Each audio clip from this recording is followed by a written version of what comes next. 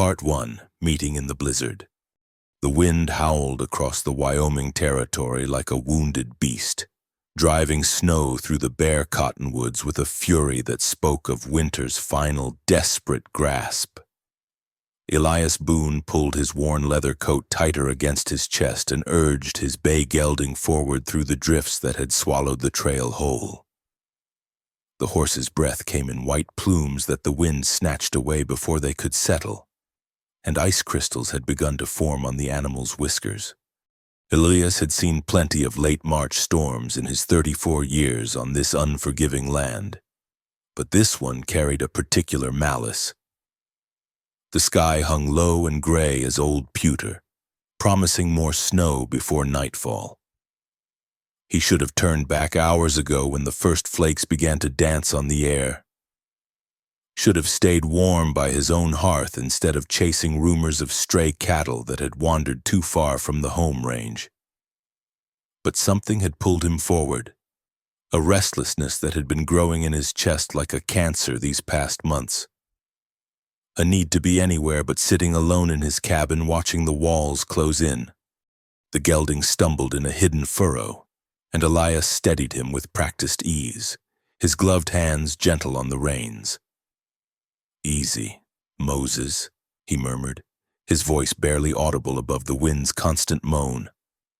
"We'll head back soon enough." That was when he heard it, a sound that didn't belong to the storm's symphony of rage. It came faint and broken, carried on a lull between gusts. And for a moment Elias thought it might be the cry of a mountain cat or the last howl of a wolf caught in the open. But something in the tone, something achingly human, made him rein Moses to a halt and strain his ears against the wind's assault. There it was again, weaker now, almost lost in the storm's fury, but unmistakably the sound of a voice in distress. A woman's voice, he realized with a start that sent ice through his veins colder than any blizzard wind. Elias turned Moses toward the sound, squinting through the wall of white that seemed to shift and dance before his eyes like ghosts. The voice came from somewhere beyond a line of fence posts that marked the boundary between his neighbor's winter pasture and the open range, fence posts that stood like dark sentinels against the pale fury of the storm.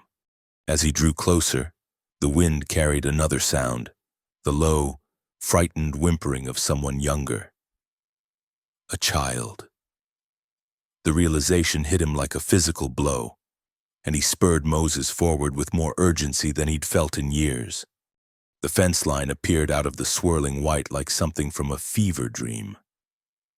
The posts stood crooked and weathered, strung with rusted barbed wire that sang a thin, deadly song in the wind. And there, bound to the center post with cruel efficiency, was a sight that would haunt Elias Boone for the rest of his days. A woman hung against the wire, her wrists wrapped and tied behind the post so that the barbs bit into her flesh with every movement.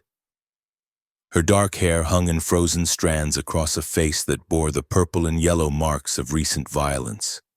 A split lip, a swollen eye, bruises that spoke of deliberate cruelty. Blood had frozen in dark lines where the wire had cut her, and her breathing came in shallow gasps that sent small puffs of white into the merciless air. At the base of the post, wrapped in what had once been a heavy quilt but was now little more than a collection of frozen rags, lay a girl who couldn't have been more than 14. Her face was pale as the snow around her, and she watched Elias's approach with eyes too old for her years, eyes that had seen things no child should ever witness. "Please," the woman whispered, and her voice was like the sound of breaking glass. Don't let them take her back." Elias was off Moses before he'd fully reined to a stop, his boots breaking through the crust of snow as he stumbled toward the fence. His fingers, clumsy in their leather gloves, fumbled for the knife at his belt, a good blade with a bone handle that his father had carried before him. "Easy now," he said, his voice rough with cold and something else, a rage that burned hot and clean in his chest. I'm going to cut you loose. Hold still." The woman's eyes found his face, and he saw in them a mixture of hope and terror that nearly unmanned him. She had expected to die here, he realized, had been left here to die, bound like an animal for the wolves and the cold to finish. The barbed wire fought him, wrapping around his knife blade and biting through his gloves to draw blood from his knuckles. But Elias worked with the steady patience of a man who had spent his life wrestling with stubborn things. Behind him, Moses stamped and snorted, nervous at the smell of blood and fear that hung in the air like smoke. When the last strand parted, the woman collapsed forward into his arms, her body a dead weight of cold flesh and chattering bones. He caught her carefully, mindful of her injuries, and felt the tremors that ran through her frame like small earthquakes. "Sarah," she whispered, and Elias realized she was looking toward the girl at the base of the post. "My sister. She's so cold." The girl, Sarah, looked up at him with those ancient eyes and said nothing, but her lips moved soundlessly as if in prayer. Elias could see that she was beyond speech, lost somewhere in the place people go when the world becomes too much to bear. "Can you ride?" Elias asked the woman, though he could see the answer in her face. She was nearly done, pushed to the very edge of what the human body could endure. She tried to nod, failed, tried again. If you help me." Elias looked from her to the girl and back again, calculating distances and time against the storm's growing fury. His cabin lay 3 miles through the drifts. Moses was strong but already tired, and night was coming with the relentless certainty of a closing fist.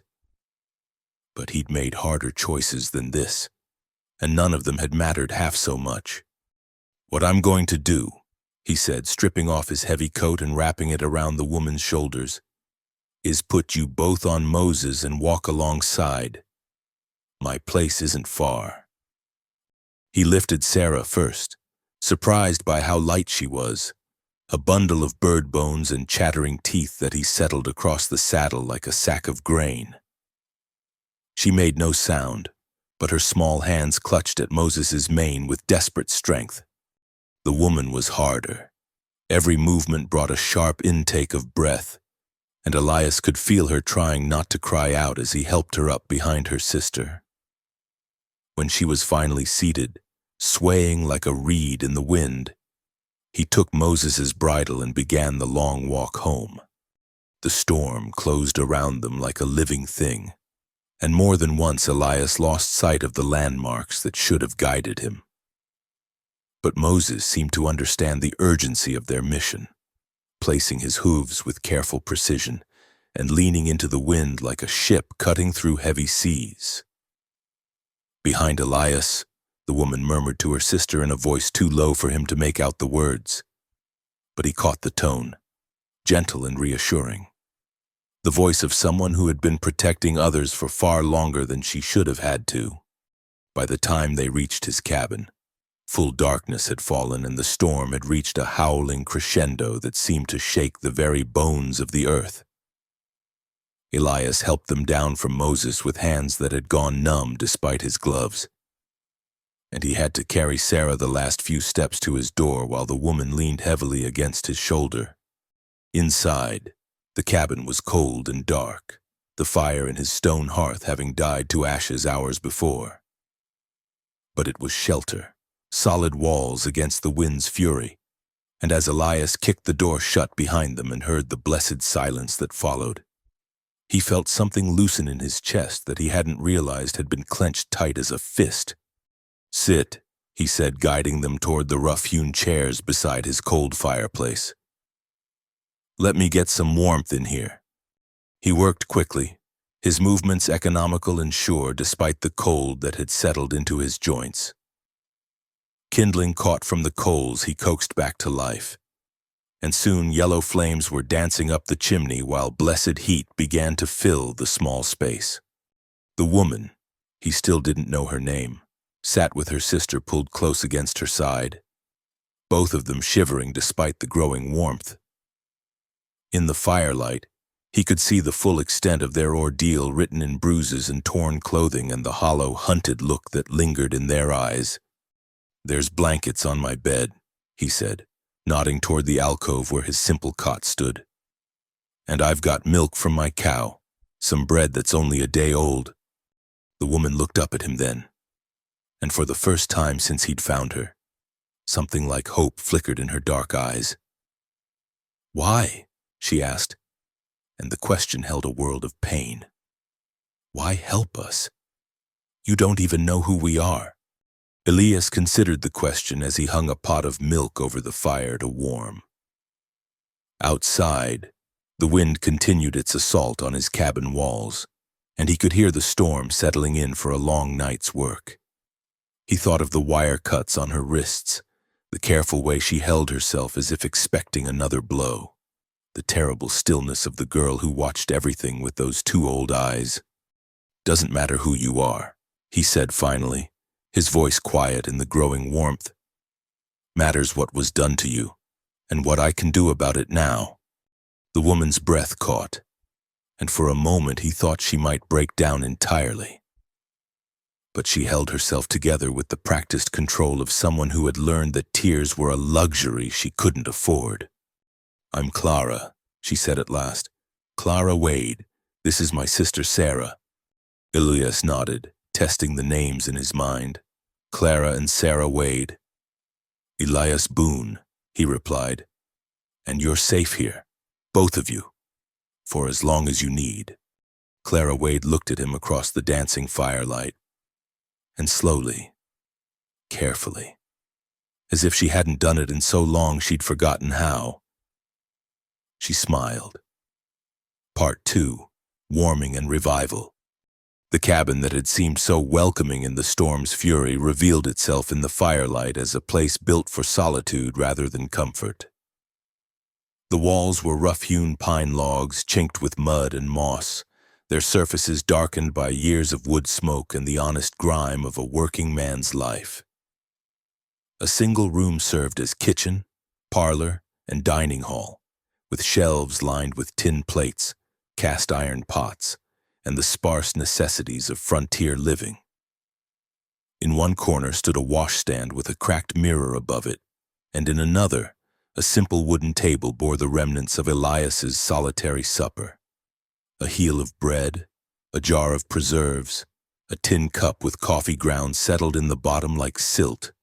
The alcove that held his narrow bed was separated from the main room by a curtain of faded blue calico, and above it, a ladder led to a small loft where he stored his winter supplies. Everything spoke of a man who had learned to live within his means, to waste nothing, and to find contentment in the simple fact of surviving another day in a land that forgave no weakness. But now, watching Clara Wade try to coax some response from her sister while both of them shivered despite the growing warmth, Elias felt the limitations of his solitary life with sharp clarity. He had blankets enough for one, food enough for one, space enough for one. Everything would have to be shared, stretched, made to serve where it had never been intended to serve. He pulled the heavy wool blankets from his bed and brought them to the women, draping one around Clara's shoulders and wrapping the other carefully around young Sarah, who had not spoken since he'd found them at the fence line. The girl's eyes followed his movements with the wariness of a wild creature, and when his hand accidentally brushed hers as he tucked the blanket close, she flinched as if expecting a blow. "She hasn't said a word," Clara murmured, her voice hoarse from cold and exhaustion. Not since it happened." Elias nodded, recognizing the signs. He'd seen it before in soldiers who'd seen too much war, in settlers who'd lost everything to Indian raids or prairie fires. Sometimes the mind simply stepped back from the world when the world became too much to bear, and all you could do was wait and hope it would find its way back again. The milk was beginning to steam in the pot, and he added a spoonful of honey from his meager stores, stirring it with a wooden spoon that had been carved by his own hand during the long winter evenings. The sweet smell began to fill the cabin, mixing with the wood smoke and the faint scent of leather and gunpowder that seemed to permeate everything in this frontier world. "When did you last eat?" he asked Clara, pouring the warm milk into 2 tin cups. She considered the question as if it required great effort to remember. "Yesterday morning. I think maybe the day before. Time." Time got confused. Elias brought her one of the cups, wrapping her cold fingers around the warm metal. Her hands were small and delicate despite the calluses that spoke of hard work, and he could see the raw wounds where the barbed wire had bitten deep. Those would need cleaning and bandaging if they weren't to fester, but first she needed warmth and food and the simple comfort of being safe. He offered the second cup to Sarah, but the girl only stared at it with those hollow eyes. Clara leaned forward, her voice gentle as a mother's lullaby. "Sarah, honey, you need to drink this. You're so cold." The girl's lips parted slightly, but no sound emerged. Clara tried again, lifting the cup toward her sister's mouth, and this time Sarah allowed a few sips to pass her lips. The warm milk seemed to reach something inside her, because she took the cup in her own hands and drank more deeply, though her eyes never left Elias's face. While they drank, Elias busied himself preparing what food he had. The bread was hard but still good, and he sliced it thick, spreading it with butter and the last of his apple preserves. There were dried beans soaking in a pot, tomorrow's intended supper, but they would take hours to cook. For now, this would have to do. He set the food before them and watched Clara try to eat despite her swollen lip. Saw how she broke her own portion in half and offered it to Sarah without thought for her own hunger. The girl ate mechanically, as if the act required no more conscious effort than breathing, but she ate steadily.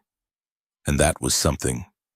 The fire settled into a steady crackle, and the wind outside had begun to lose some of its fierce edge, though snow still rattled against the single window like handfuls of thrown sand. Elias fed more wood to the flames and hung a kettle of water to heat, thinking of the wounds that would need tending once the immediate crisis of cold and hunger had passed. "You don't have to tell me anything," he said, settling into the chair across from them. "Not tonight, not ever if you don't want to. But if there's anyone who'll come looking for you, anyone you want me to send word to..." Clara's hand tightened on her cup, and her eyes found his across the small space. In the firelight, her bruises stood out in stark relief against her pale skin, and he could see the careful way she held her left arm, as if favoring injured ribs. "There's no one," she said quietly. "No one who would help, anyway."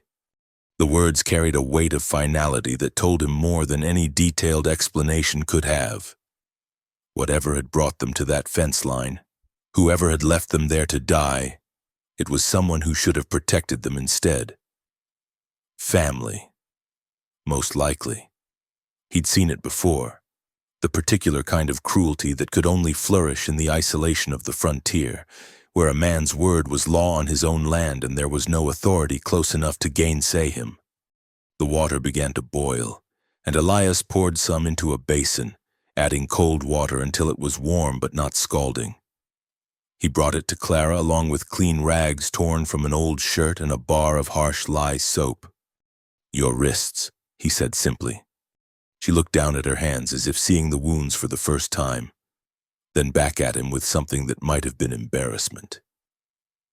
"I can manage." "I'm sure you can," Elias replied, "but there's no shame in accepting help when it's offered freely." For a moment she hesitated, pride warring with necessity in her dark eyes. Then she nodded and held out her hands, palms up, letting him see the full extent of the damage the wire had done. The cuts were deep in places, crusted with dried blood and dirt, and he could see where infection might already be taking hold if they weren't properly cleaned.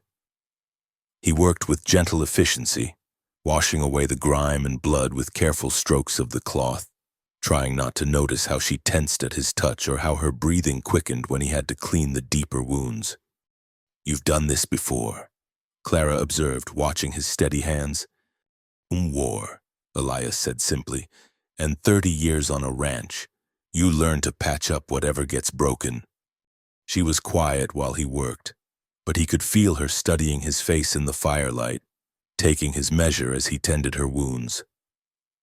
When he was finished, he bound her wrists with strips of clean cotton, wrapping them snugly but not so tight as to cut off the blood. "Thank you," she said when he was done, and the words seemed to carry more weight than simple gratitude. Sarah had finished eating and was now curled against her sister's side like a tired kitten. The blanket pulled up to her chin. Her eyes had finally closed, though Elias could tell she wasn't truly asleep, just resting in that careful way of someone who had learned that true sleep was a luxury that might prove dangerous. The cabin had grown warm enough that steam was beginning to rise from their damp clothes, and the immediate crisis of cold and hunger seemed to have passed. But Elias could see the exhaustion in Clara's face, the way she struggled to keep her eyes open despite the pull of the fire's warmth, and the first real safety she'd known in God knew how long. "You should sleep," he said. "Both of you, take the bed. I'll make do by the fire." Clara started to protest, but he held up a hand to forestall her objections. "It's not open for discussion," he said, but his tone was gentle. "You need rest, and that bed's the warmest place in the cabin. I've slept by plenty of fires in my time." She looked at him for a long moment, and he could see her trying to puzzle out his motivations, to understand what he might want in return for his kindness. It was a look he recognized, the careful calculation of someone who had learned that nothing came free in this world, that every kindness had its price. "I won't," she began, then stopped, color rising in her bruised cheeks. "Ma'am," Elias said quietly, "I found you tied to a fence post in a blizzard. If I meant you harm, I had plenty of opportunity before now." The simple logic of it seemed to reach her, and she nodded slowly. Together, they helped Sarah to her feet and guided her toward the alcove where the bed waited.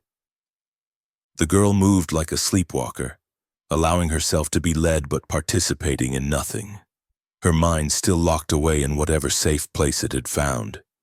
Clara tucked her sister under the quilts with the tender care of someone who had been doing so for years, smoothing the hair back from her forehead and whispering words too soft for Elias to hear.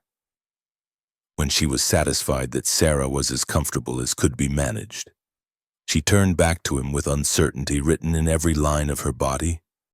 "I don't know how to thank you," she said. "Don't need thanks," Elias replied. "Just rest. Tomorrow will bring its own troubles soon enough." He banked the fire and settled into his chair with a blanket pulled around his shoulders, listening to the wind's song outside his walls and the quiet sounds of the women settling into sleep.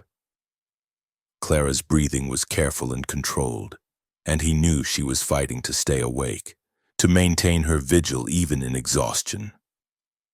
But gradually, inevitably, the warmth and safety won their battle against her fear, and her breathing deepened into the rhythm of true sleep.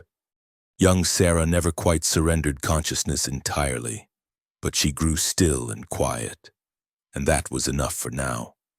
Recovery would come in its own time, if it came at all. Some wounds went too deep for healing, and some minds, once broken, never quite fit back together the same way again. But they were alive, and they were warm, and they were safe within his walls. For tonight, in a world that offered precious few certainties, that would have to be enough. Outside, the storm continued its assault on the Wyoming wilderness. But inside the small cabin, 3 souls who had been strangers that morning settled into an uneasy peace, bound together by circumstance and the simple human need for shelter in a cold and unforgiving world. Part 3. The Truth Revealed. The storm blew itself out sometime before dawn, leaving behind a world transformed by snow and silence. Elias woke to pale gray light filtering through his single window and the peculiar hush that follows a blizzard. No wind, no movement, just the soft whisper of snow settling on the roof and the distant crack of tree branches adjusting to their newfound burden. He had slept fitfully in his chair, starting awake at every small sound from the alcove where the women rested. But now, in the growing light, he could hear the steady breathing that spoke of healing sleep, and he allowed himself a moment of quiet satisfaction. They had made it through the night, moving carefully to avoid waking them. Elias rebuilt the fire and set coffee to boiling in his battered tin pot. The familiar routine of morning chores helped settle his mind after the strangeness of the previous evening. Checking on Moses in the lean-to shelter he'd built against the cabin's north wall, breaking ice on the water bucket, measuring out grain for the animals that depended on him for their survival. The world outside was buried under 2 feet of fresh snow. The familiar landmarks of his small domain transformed into smooth white curves that caught and held the early light. His nearest neighbor lived 5 miles east, and the town was a hard day's ride south even in good weather. For now, they were as isolated as 3 souls could be on God's green earth. When he returned to the cabin with an armload of firewood, Clara was awake, sitting on the edge of the bed with her sister still curled beside her. She had attempted to tidy her hair, but the dark waves still bore the evidence of her ordeal, and her dress, a simple blue cotton that had once been respectable, was torn and stained beyond repair. "Good morning," she said quietly, her voice hoarse but stronger than it had been the night before. "Morning," Elias replied, setting the wood beside the fireplace. "Coffee's almost ready. How are you feeling?" She considered the question with the careful attention of someone taking inventory of various pains. "Better," she said finally. "Sore, but better. The warmth. I'd forgotten what it felt like to be truly warm." He poured coffee into 2 cups, adding milk and sugar to hers without asking. In his experience, people who had been through what she had endured needed sweetness to counteract the bitter taste the world had left in their mouths. Sarah stirred as the smell of coffee filled the cabin, her eyes opening to fix immediately on Elias with that same wary alertness. She sat up slowly, pressing close to her sister's side, and accepted the cup of warm milk he offered without a word. "She'll talk when she's ready," Clara said, smoothing her sister's tangled hair. "She was always quiet, even before, but she'll come back to us. Won't you, sweetheart?" Sarah's only response was to lean more heavily against her sister, but there was something in her posture that suggested she was listening, that some part of her was still present behind those watchful eyes. They ate breakfast in companionable silence, bacon fried crisp, eggs from his small flock of hens, biscuits that were only slightly burned around the edges.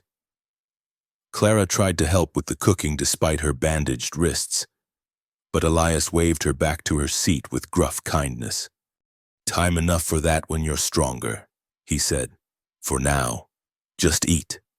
It was only when the meal was finished and the dishes cleared that Clara seemed to gather herself for what came next. She looked out the window at the snow-covered landscape, then back at Elias with something like resolution in her dark eyes. "You've been kind to us," she said. "Kinder than we had any right to expect. But you deserve to know what you've gotten yourself into, what kind of trouble might come calling because of us."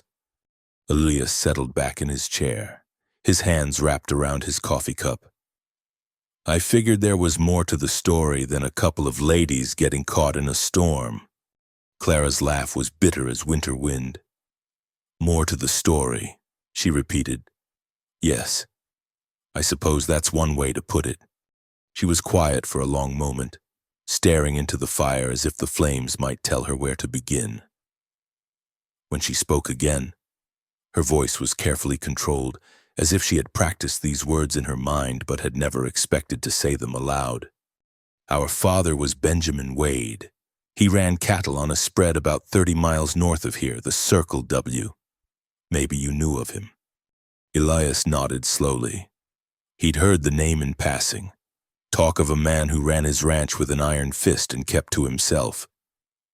Successful, by all accounts, but not well liked among the other ranchers. When Pa died 3 years ago, everything went to my brother Thomas. Clara continued, the land, the cattle, the house, everything.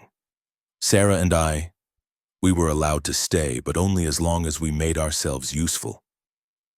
Thomas never married, you see, and he needed someone to keep house, to cook and clean and tend to things. She paused, her hands tightening in her lap, beside her. Sarah had gone very still, and Elias could see the tension in the girl's small frame. At first, it wasn't so bad. Clara went on. Thomas drank, and he had a temper, but he mostly left us alone. We had our own rooms, our own space. We thought we could make it work until Sarah was old enough to marry, until we could find some other arrangement. The fire popped and hissed, sending sparks up the chimney, and Clara flinched at the sound as if it were a gunshot. But this winter was hard. We lost cattle to the cold, and Thomas lost money at cards in town.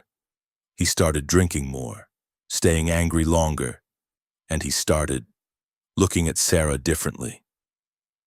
The words hung in the air like smoke, and Elias felt something cold and hard settle in his chest. He had known men like Thomas Wade, men who saw women and children as property to be used as they saw fit, and he had never found a way to abide their kind.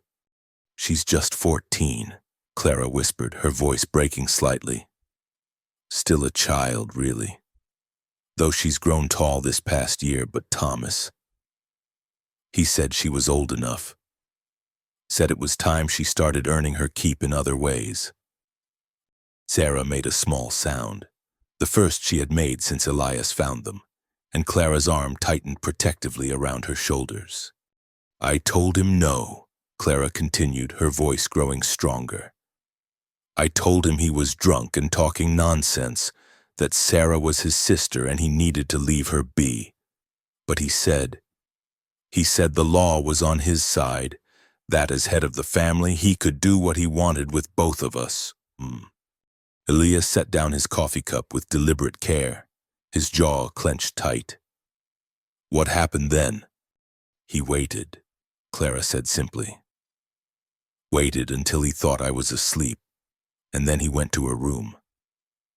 But I was listening for him. I'd been listening every night for weeks, sleeping with my door open and a kitchen knife under my pillow. She paused again, her breathing shallow and quick. I got there before he could do anything more than frighten her.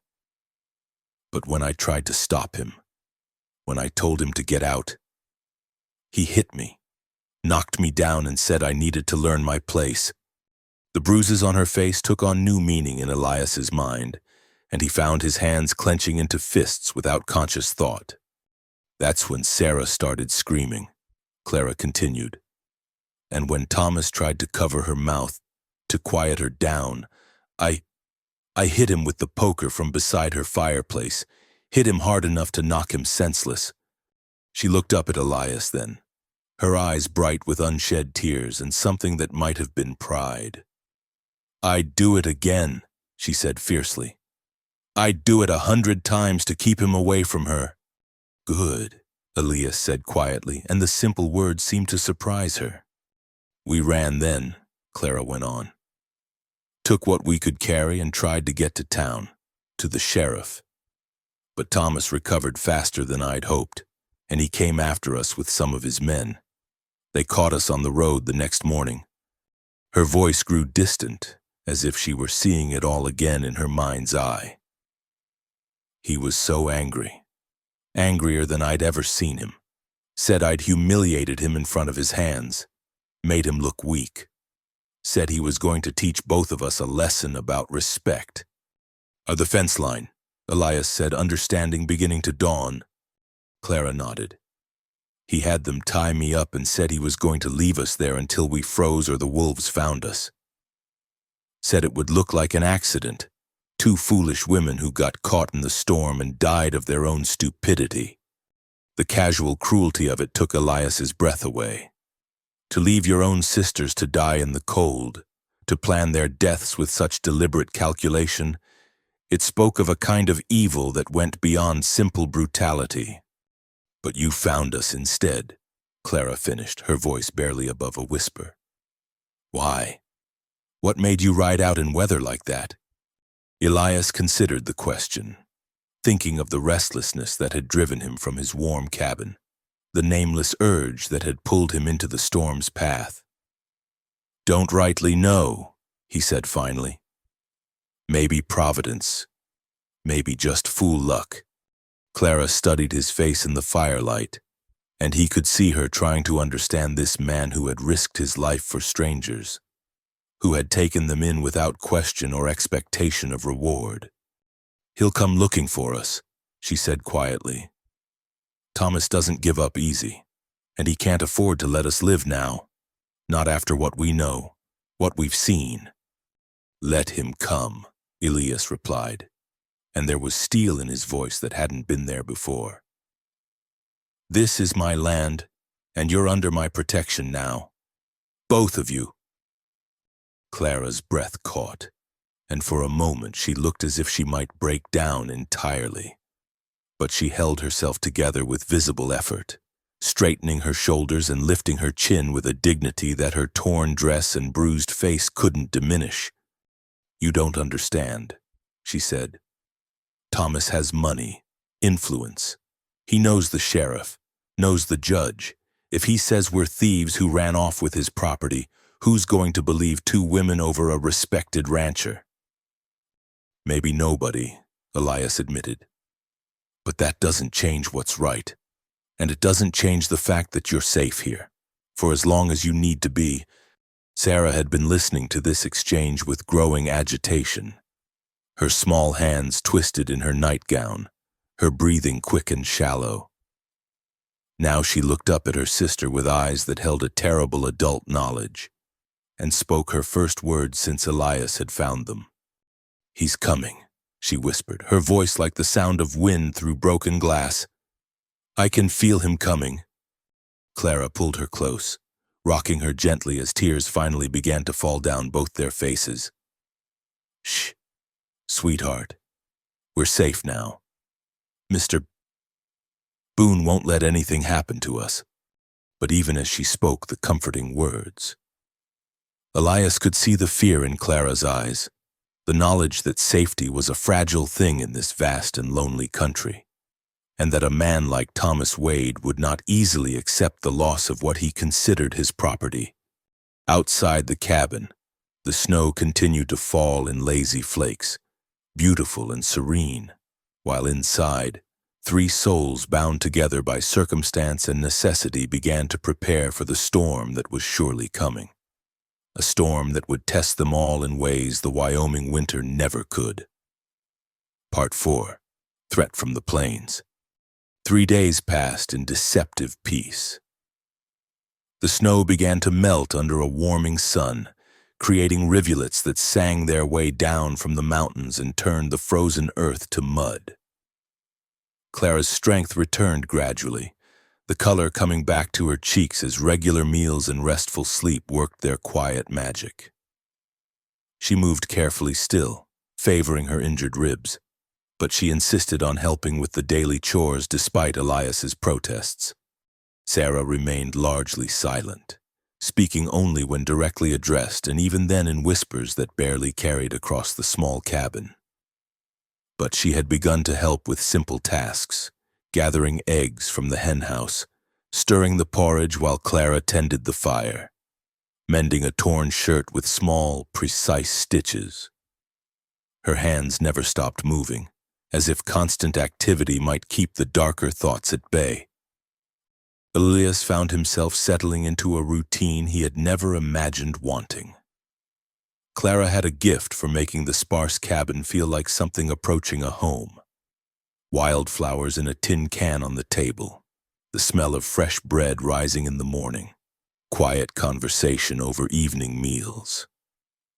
For the first time in years, he looked forward to coming inside at the end of a long day's work rather than simply enduring another solitary night. But the peace was shattered on the fourth morning when he heard the distant sound of hoofbeats approaching through the muddy valley. Elias was repairing a loose board on the henhouse when the sound reached him, and something in the deliberate pace of the horses set his teeth on edge. He straightened slowly, his hand moving instinctively toward the colt at his hip, and scanned the tree line where the trail emerged from the pine shadows. A single rider appeared first, a grizzled man in a worn leather coat who sat his horse with the easy confidence of someone accustomed to authority. Behind him came a younger fellow leading a pack mule and bringing up the rear. A third man whose hand rested openly on the butt of his rifle. Elias recognized the lead rider immediately. Jake Morrison, who made his living carrying news and goods between the scattered ranches and settlements of the territory. Jake was honest enough in his dealings, but he had a loose tongue and an ear for gossip that made him as effective as a telegraph line for spreading information across the lonely miles. "Morning, Elias," Jake called out as he reined his horse to a stop near the cabin door. "Mighty fine day after that blow we had." "Jake," Elias replied evenly, noting how the man's eyes moved past him to study the cabin windows. "What brings you out this way?" Jake shifted in his saddle, his weathered face taking on the expression of a man with uncomfortable news to deliver. "Well now, that's a curious thing. Had Thomas Wade ride into town yesterday morning, looking for his sisters. Seems they up and disappeared from his place during the storm." Elias kept his face carefully neutral, though his pulse quickened. "That's so." "Yep." Poor Thomas was beside himself with worry. Said they took some valuables when they left, family jewelry, money his father had put aside. Claims they might have been planning to run off with some drifter who's been hanging around the area. The lie was smoothly told, wrapped in just enough concern to sound plausible to anyone who didn't know the truth. Elias could picture Thomas Wade spinning his story to the townspeople, painting himself as the worried brother and his sisters as ungrateful thieves who had repaid his kindness with betrayal. Offered $100 reward for information leading to their safe return. Jake continued. And another 50 for the arrest of anyone who might be harboring them. Seeing as how they're wanted for theft now. Behind Jake, the younger man spoke up for the first time. "We've been checking all the ranches, asking folks to keep an eye out. Thomas is powerful worried about them girls, what with the storms and all." Elias studied the speaker, a pale, thin fellow with nervous eyes and hands that couldn't seem to stay still. Not one of Morrison's usual companions, and something about him set Elias's instincts humming with warning. "Haven't seen hide nor hair of them," Elias said, the words tasting like ashes in his mouth. It was the first outright lie he'd told in years. But he forced his voice to remain steady and casual. "Storm kept me close to home for the most part." Jake nodded, but his eyes continued to roam toward the cabin. "Mind if we water our horses? It's been a long ride, and we got more ground to cover before dark." Before Elias could answer, the cabin door opened and Clara stepped outside, a wooden bucket in her hands and her hair pinned back neatly under a simple white kerchief. She had obviously been listening to the conversation. And now she played her part with a courage that took Elias's breath away. "Morning, gentlemen," she said pleasantly, moving toward the well with the easy familiarity of a woman going about her daily chores. "Elias, should I put on more coffee? These men look like they could use some warming up." Jake's eyes widened, and Elias could see the calculations running behind them. A woman, here at his cabin, looking comfortable and domestic. The implications would be obvious to any man with eyes to see. "Much obliged, ma'am," Jake said carefully. "Corns, but we can't stay long. Jake Morrison, at your service." "And you would be?" "Mrs. Boone," Clara replied without hesitation, and Elias felt something twist in his chest at the words. "Elias and I were married just last month. I came out from Denver to keep house for him."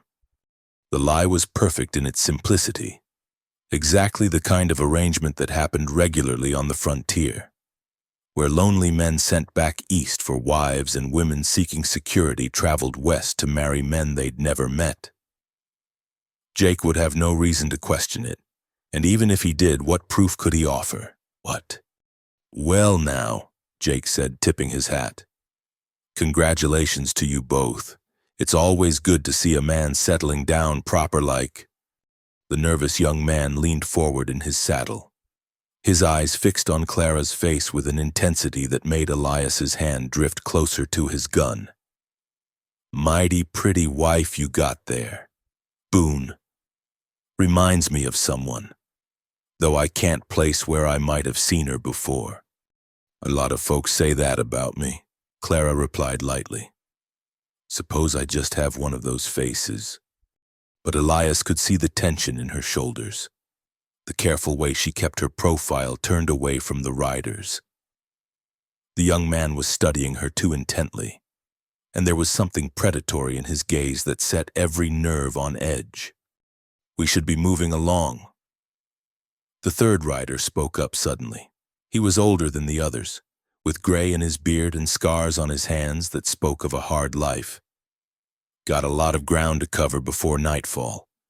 Jake nodded reluctantly, clearly wanting to stay and fish for more information, but recognizing the wisdom of his companion's words.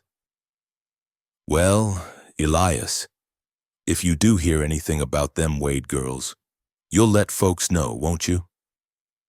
Thomas is mighty worried, and there's that reward to consider." "Of course," Elias replied, "always civic-minded, you know that." As the riders prepared to leave, the nervous young man turned back for one last look at Clara, who had busied herself drawing water from the well. "Real shame about them Wade sisters," he said, his voice carrying clearly across the yard. "Pretty young things like that, out in this weather with no protection. Hate to think what might happen to them if they run into the wrong sort of men." The threat was subtle but unmistakable, and Elias felt his jaw clench tight. "I'm sure they're fine," he said evenly. "Young ladies from good families usually have the sense to find proper shelter when they need it." The man smiled, showing yellowed teeth, and touched his hat brim in mock courtesy. "Yes, sir. Proper shelter. That's surely what they need."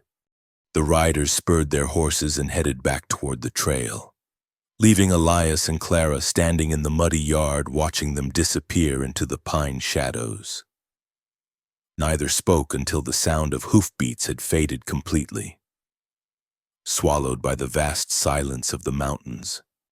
"He recognized me," Clara said quietly, setting down the water bucket with hands that trembled slightly. "That young one. I've seen him at the ranch. He's one of Thomas's men." Elias nodded grimly. He had suspected as much from the moment the man opened his mouth. "Morrison's probably honest enough, but he's been played. Thomas sent that fellow along to confirm you were here." Clara's face went pale. "Then he knows. Thomas knows exactly where we are." "Most likely." Elias looked toward the cabin where Sarah's face could be glimpsed at the window, watching them with those two old eyes. "Question is, what's he planning to do about it?" The answer came sooner than either of them expected. As they stood discussing their options, another rider appeared on the trail, a boy of perhaps 16 riding a lathered horse hard enough to suggest urgent business. He pulled up in front of the cabin with the dramatic flair of youth, his chest heaving from the ride. "Mr. Boone," he called out, "got a message for you from town." Elias recognized the boy, Tommy Fletcher, whose father ran the general store and who earned pocket money carrying messages between the scattered homesteads. He was honest as the day was long, which made his presence here all the more ominous. "What is it, Tommy?" The boy fumbled in his coat pocket and produced a folded paper sealed with red wax. "Came from the sheriff's office this morning. Said it was urgent I get it to you quick as possible." Elias took the message with growing dread, noting the official seal and the careful penmanship that marked it as a legal document. He broke the wax and unfolded the paper, reading quickly while Clara watched his face for any sign of what it contained. The message was brief and to the point. "Notice to Elias Boone. You are hereby ordered to appear before Judge Whitman at the county courthouse tomorrow morning at 10 o'clock to answer charges of harboring fugitives from justice. Failure to appear will result in a warrant being issued for your arrest. The fugitives in question are to be surrendered to the proper authorities immediately upon receipt of this notice." It was signed by Sheriff Daniel Crawford and bore the official seal of the territorial court. "Well?" Clara asked, though she could read the answer in his grim expression. Elias handed her the paper and watched her face crumple as she read. When she finished, she looked up at him with despair written in every line of her features. "It's over," she whispered. "He's won." But Elias was already moving, his mind racing through possibilities and preparations. "Tommy," he called to the boy, who was watering his horse at the trough. "How many people have seen this message besides you?" "Well, Sheriff Crawford, of course, and Judge Whitman was there when it was written.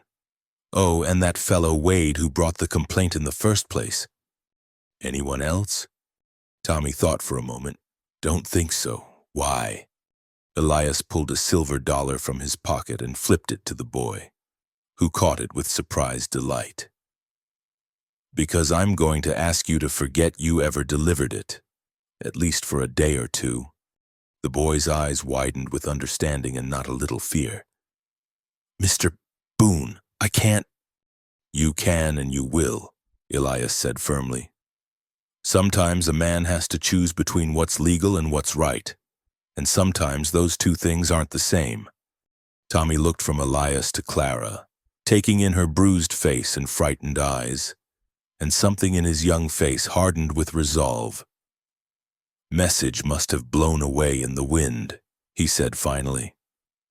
"Happens sometimes on these mountain trails." "Good man," Elias said, and meant it. "Now ride careful, and remember you never made it this far today." After the boy left, Elias and Clara stood in the gathering dusk, both understanding that their brief respite was over. The forces that Thomas Wade had set in motion were closing around them like a noose, and they had perhaps one night to prepare for what was coming. "What do we do?" Clara asked, her voice small in the growing darkness.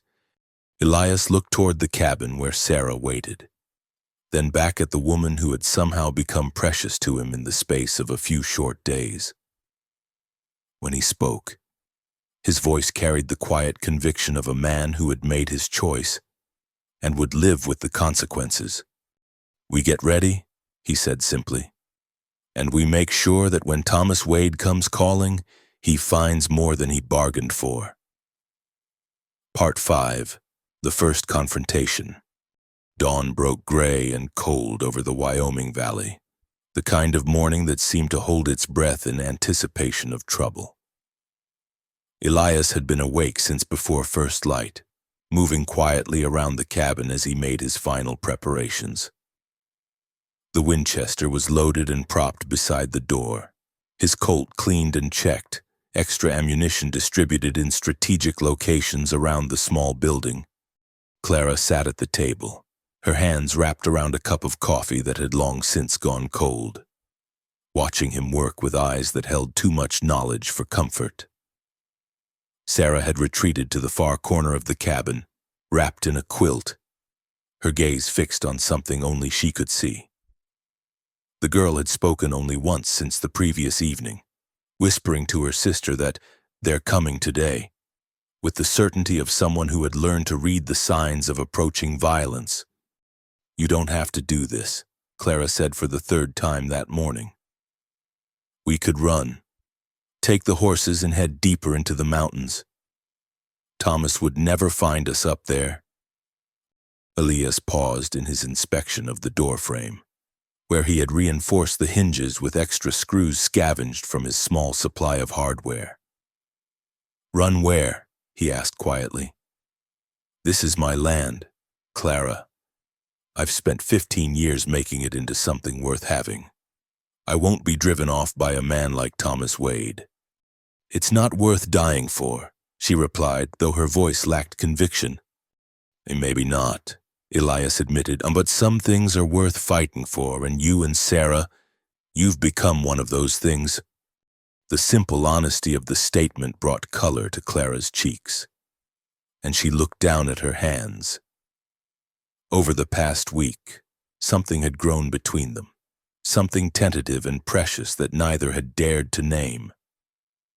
But it was there in the way she hummed while cooking his breakfast, in the way he found excuses to touch her hand when passing her tools, in the careful dance of two lonely souls discovering they might not have to face the world alone. "They'll come with the law on their side," Clara said. "On that message from the sheriff?" "He means nothing if they can't serve it," Elias interrupted. "And they can't serve what was never delivered." The sound of approaching horses cut through the morning air like a blade, and all three of them froze. Elias moved to the window, peering carefully through the gap in the curtains. 3 riders were making their way up the muddy trail. The same nervous young man from the day before, accompanied by 2 others who wore their guns with the casual confidence of men accustomed to using them. "No sign of Thomas," Elias murmured, more to himself than to Clara. "Smart of him. Let his hired men do the dirty work while he keeps his hands clean." The lead rider was a thick-set man with graying hair and a star pinned to his vest, Sheriff Crawford himself, which meant this had the veneer of official business. Behind him rode a stranger with pale eyes and a scar that ran from his left ear to the corner of his mouth, the kind of man who made his living with a gun and didn't ask too many questions about the rightness of his cause. Clara had moved to stand beside Elias at the window, and he could feel the tension radiating from her like heat from a forge. "The one with the scar," she whispered. "I've seen him before. At the ranch. Thomas brought him in last month along with 2 others. Said they were temporary hands, but they never did any ranch work. Hired guns, then. Men who would do whatever Thomas Wade paid them to do and sleep soundly afterward." The knowledge settled in Elias's stomach like a cold stone. The riders pulled up 20 yards from the cabin door, positioning themselves so that escape would be difficult, but not impossible. The sheriff dismounted slowly, his movements deliberate and unthreatening, but his companions remained in their saddles with their hands resting casually near their weapons. "Elias Boone," Crawford called out, his voice carrying clearly across the small yard. "Sheriff Crawford here. I need to speak with you." Elias checked the loads in his Colt one final time, then holstered it with the practiced motion of a man who had carried guns for most of his adult life. "Stay away from the windows," he told Clara, "and keep Sarah down low." He opened the door and stepped outside, but remained on the small porch where the cabin wall would provide some protection. The morning air was crisp and clean, carrying the scent of pine and melting snow. But underneath it all, he could smell the metallic tang of approaching violence. "Sheriff," he said evenly. "Little early for social calls, isn't it?" Crawford's weathered face showed no emotion, but Elias could see the reluctance in his eyes. Daniel Crawford was an honest man caught in an impossible situation, trying to balance the law with what his instincts told him was right. "Wish this was social, Elias, but I've got a legal complaint here says you're harboring 2 women wanted for theft. Thomas Wade's sisters, Clara and Sarah Wade. You know anything about that?" Can't say I do, Elias replied, the lie coming easier this time. Been keeping to myself mostly, what with the weather and all. The scarred man leaned forward in his saddle, his pale eyes fixed on Elias with predatory intensity. Funny thing, though, Jake Morrison says he saw a woman here yesterday. Pretty little thing who claimed to be your wife. A man's got a right to marry, Elias said carefully. Nothing illegal about that, last I checked. Course not, Crawford agreed. But if that woman happens to be Clara Wade, well, that changes things considerable. Mind if we search the premises? The request was polite in form but carried the weight of inevitability. Elias knew that if he refused, they would simply force their way in, and any advantage he might have would be lost. But if he agreed... You got a warrant, Sheriff? Crawford's hand moved to his coat pocket, then stopped. His eyes flickered to the scarred man, and Elias caught the subtle shake of the head that passed between them. No warrant, then. Whatever legal authority they claimed to have was as fabricated as Thomas Wade's story about theft. Don't need a warrant when we're in pursuit of known criminals. The nervous young man spoke up, his voice tight with excitement. And we know they're in there. I seen that Clara Wade myself, clear as day. Did you now? Elias asked mildly. And what makes you so certain? You know the Wade sisters well? The question caught the man off guard, and he glanced toward his companions for support. Well, that is, a man hears descriptions. You know, dark hair, pretty face, about so tall. Could describe half the women in the territory, Elias observed. Hardly what you'd call positive identification. The scarred man's patience was clearly wearing thin. Look here, Boone. We can do this easy or we can do it hard. Your choice. But one way or another, we're taking a look inside that cabin. Is that a threat? It's a fact. The air between them crackled with tension, and Elias could feel the moment balanced on a knife's edge.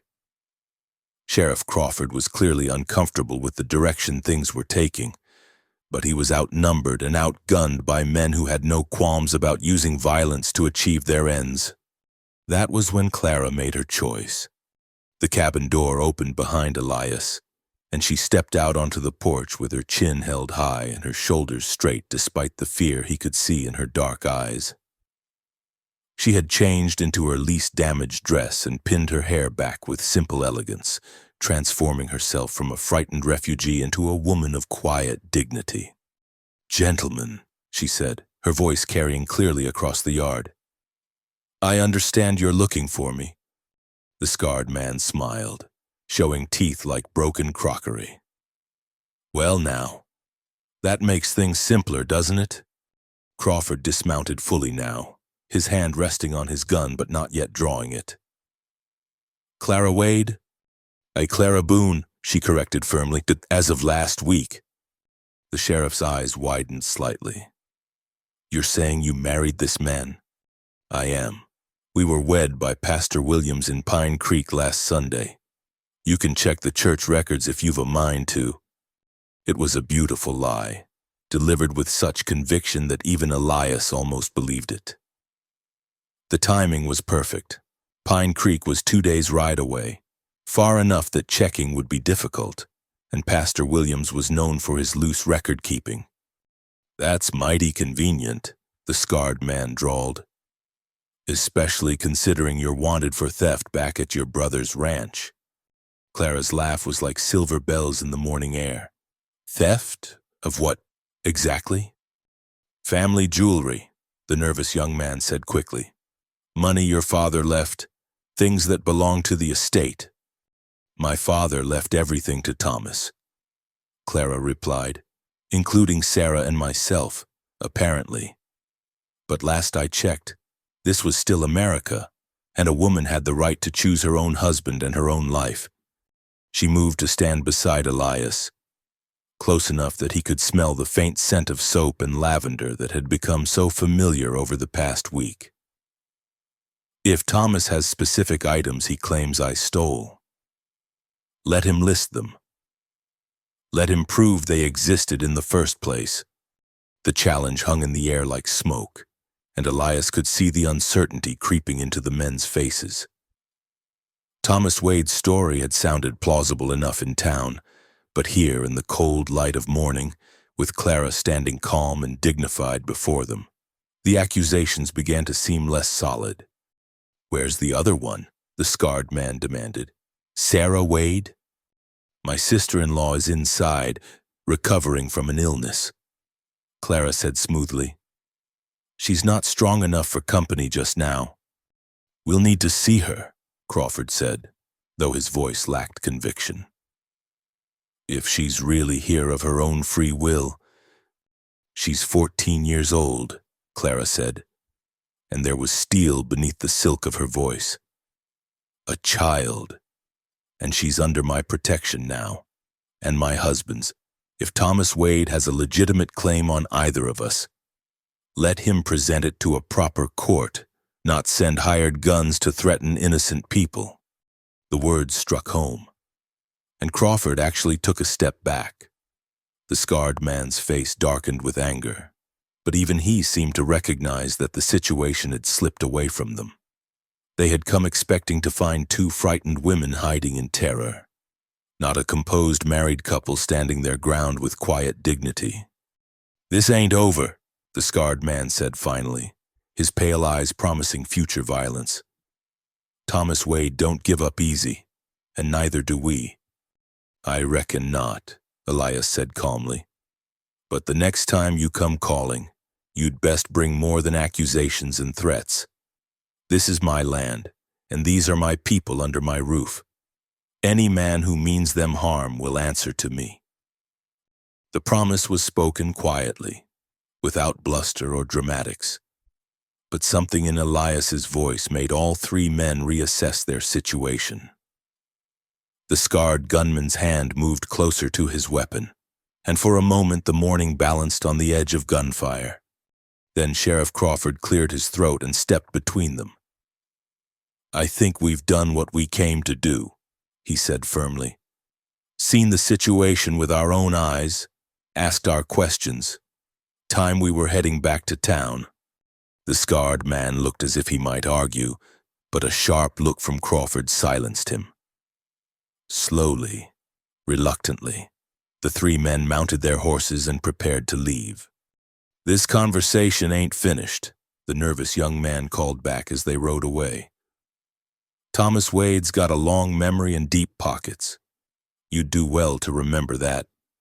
Elias and Clara stood on the porch watching until the riders disappeared into the pine trees, neither speaking until the sound of hoofbeats had faded completely.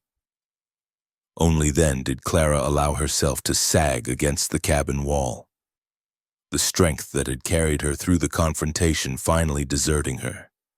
"That was well done," Elias said quietly. "Was it enough?" she asked, though they both knew the answer. Elias looked toward the trees where their enemies had vanished, his mind already turning to the preparations that would be needed for the next encounter. Because there would be a next encounter. The scarred man's parting words had made that clear enough. "It bought us time," he said finally. "Nothing more. They'll be back, probably tonight when they think we're sleeping." Clara nodded, understanding passing between them without need for words. The first battle was over, but the war was just beginning. Part 6, the storm and final confrontation. The afternoon sky began to darken with ominous purpose, heavy clouds rolling in from the northwest like a gray army advancing across the peaks.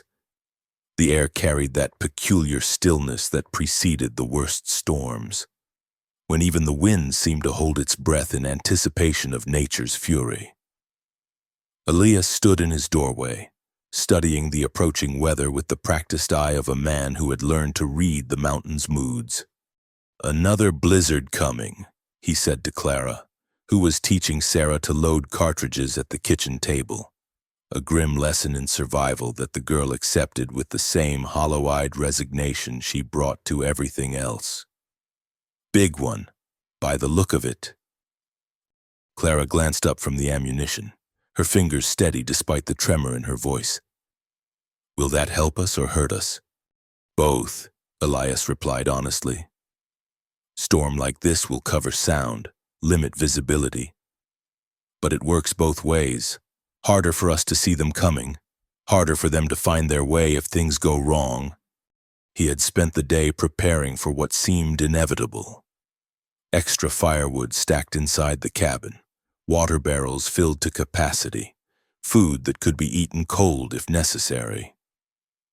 The windows were now barricaded with thick planks, leaving only narrow gaps to see through. And he had positioned furniture to create defensive positions throughout the small space. Sarah looked up from her task, her young face grave with premature wisdom. They'll come tonight, she said quietly. In the storm. That's what bad men do. They use the darkness to hide their evil. The simple truth of it sent a chill through the cabin that had nothing to do with the dropping temperature outside. Clara reached over to smooth her sister's hair, a gesture of comfort that had become as natural as breathing over the years of protecting this fragile soul. We'll be ready for them, Clara said firmly, all of us together, as if summoned by her words. The first fat snowflakes began to fall, drifting past the window like white ashes from some distant fire. Within minutes, the gentle dusting had become a steady snowfall, and within an hour, the world outside had disappeared behind a wall of white that seemed to muffle all sound and movement. Elias moved through the cabin one final time, checking his preparations with the methodical thoroughness of an old soldier. The Winchester leaned against the wall beside the front door, with his Colt strapped to his hip and a shotgun positioned near the back window. He had given Clara his spare revolver, an old Navy Colt that had belonged to his father, and spent precious ammunition teaching her to use it properly during the afternoon's lull. Remember, he said as darkness fell and the storm reached its full fury. They'll try to flush us out or burn us out. Whatever happens, we stay together. Nobody goes outside alone, no matter what we hear out there. The wind had begun to howl around the cabin's corners with a voice like tormented souls, driving the snow horizontally and reducing visibility to mere feet. Inside, the fire crackled steadily, providing warmth and light that felt like civilization's last stand against the encroaching wilderness. They settled into wait, taking turns at the windows while the others tried to rest.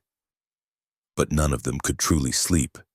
The tension in the air was too thick, the sense of approaching danger too strong.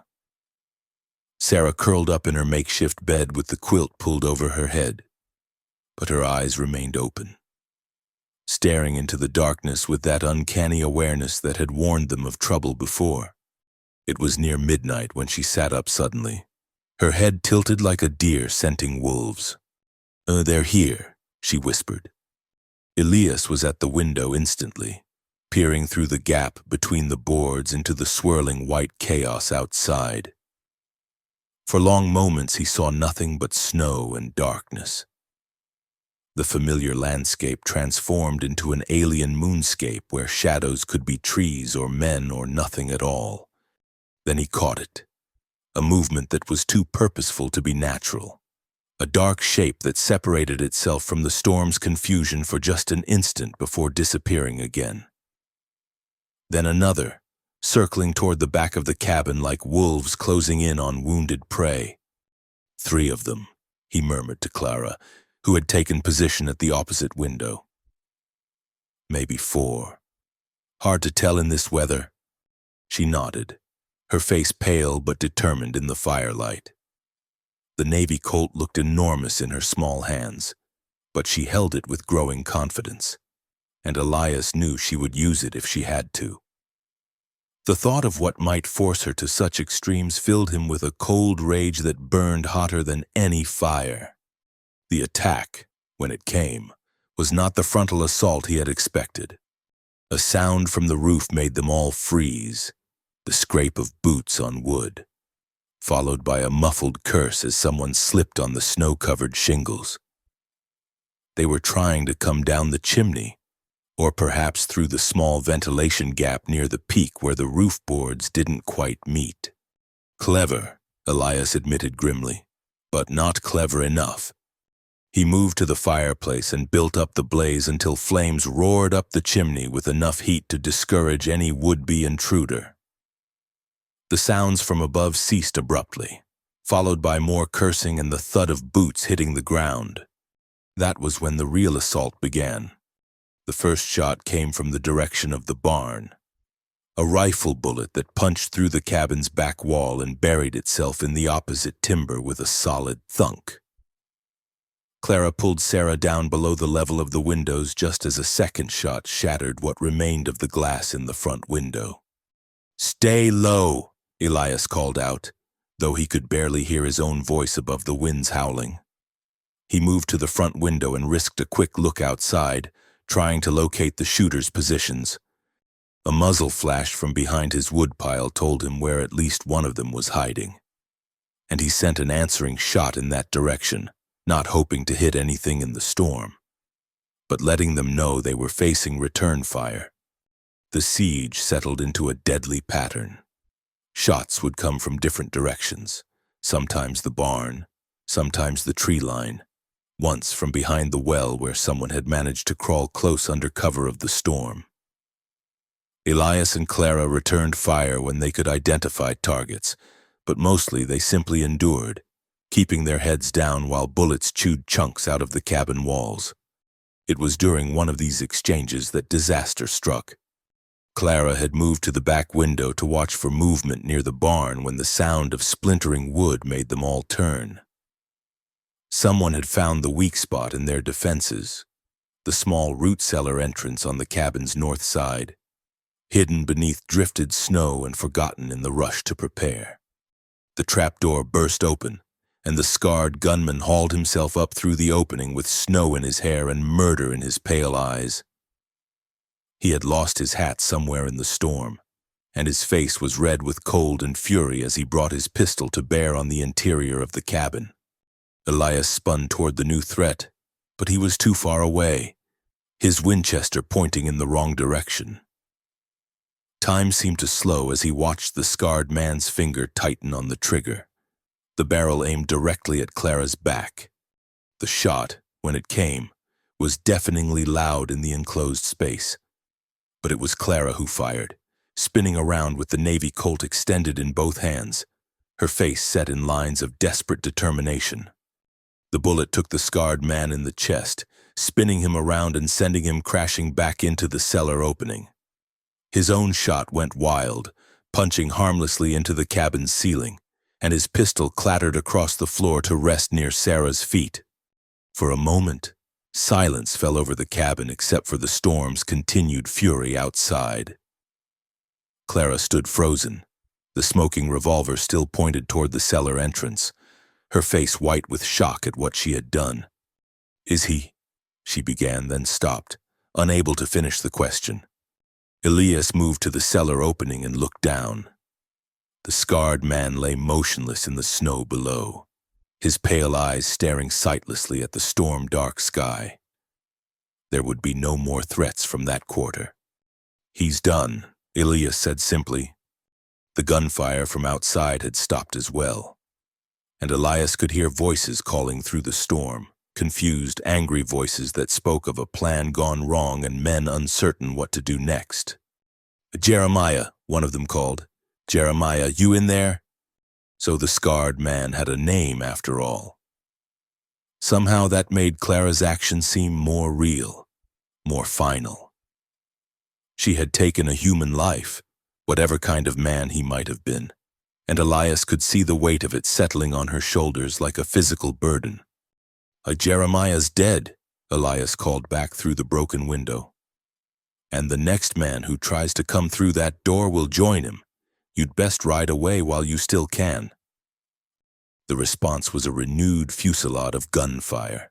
bullets striking the cabin from multiple directions as the remaining attackers vented their rage and frustration. But there was something desperate about it now, a wild shooting that spoke of panic rather than tactical precision. Elias waited for the barrage to subside, then called out again. "You're fighting a losing battle. Sheriff Crawford knows where you are, and there'll be a posse riding out from town come morning. Cut your losses and run." It was a bluff. Crawford might suspect what was happening, but he would never risk his men in a storm like this. But the attackers didn't know that, and Elias could hear uncertainty creeping into their voices as they shouted back and forth through the wind. The decision, when it came, was abrupt. The shooting stopped entirely, and after several minutes of tense silence, Elias caught the sound of horses moving away into the storm. The nervous young man's voice carried one last threat through the wind. "This ain't over, Boone. Thomas Wade's got more men where these came from." Then they were gone, swallowed by the storm and the darkness, leaving only the winds howling to mark their passage. Elias remained at the window for a long time, watching and listening, but no further sounds of human presence reached him. Finally, he set down his rifle and turned back to where Clara still stood frozen by the cellar entrance. "It's over," he said gently. "They're gone." Clara looked down at the revolver in her hands as if seeing it for the first time, then slowly lowered it to her side. "I killed him," she said in a voice barely above a whisper. "You saved us," Elias corrected. "All of us. He would have shot you down without a second thought." Sarah had emerged from her hiding place and now stood beside her sister, taking the gun from Clara's nerveless fingers and setting it safely on the table. For the first time since Elias had found them, the girl spoke with something approaching her normal voice. "He was a bad man," Sarah said simply. "He helped Thomas hurt us. You did what you had to do. Clara, you protected your family." The words seemed to break something loose inside Clara, and she collapsed into her sister's arms, sobbing with the release of tension and horror and relief all mixed together. Sarah held her with surprising strength, murmuring words of comfort that seemed far too mature for her 14 years. Elias moved quietly around the cabin, checking for damage and beginning the work of making their shelter secure again. The storm was beginning to blow itself out, the wind's fury gradually subsiding to a steady moan. But they would need to be ready for whatever came next, because young Sarah was right about one thing. Thomas Wade had more men where these came from. This night's work had bought them time and safety, but it had also escalated their conflict beyond any hope of peaceful resolution. The war between Elias Boone and Thomas Wade had claimed its first casualty, and somehow, looking at Clara's tear-streaked face in the firelight, he knew it would not be the last. Outside, the storm continued its work of burying the evidence of the night's violence under a clean blanket of snow, as if nature itself was trying to give them a fresh start. But some stains, Elias knew, went deeper than any snow could cover, and some choices once made could never be undone. The long night was far from over, and morning would bring its own trials. But they had faced the storm together, all three of them, and they had survived. For now, in this moment, that was enough. Part 7. Justice in Town. The morning after the storm dawned clear and bitter cold, with a sky so blue it seemed to mock the violence that had shattered the night. Snow lay 3 feet deep across the valley, transforming the familiar landscape into something pristine and deceptively peaceful. But beneath the white blanket, Elias knew, lay the body of Jeremiah Hayes, for that had been the scarred man's name.